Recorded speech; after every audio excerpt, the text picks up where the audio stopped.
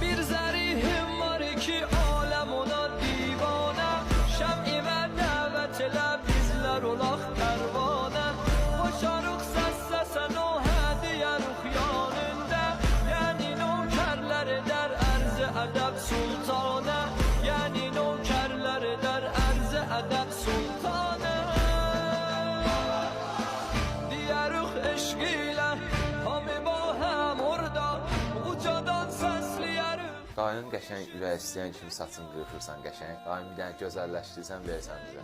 Yerlər ağlar, göylər ağlar.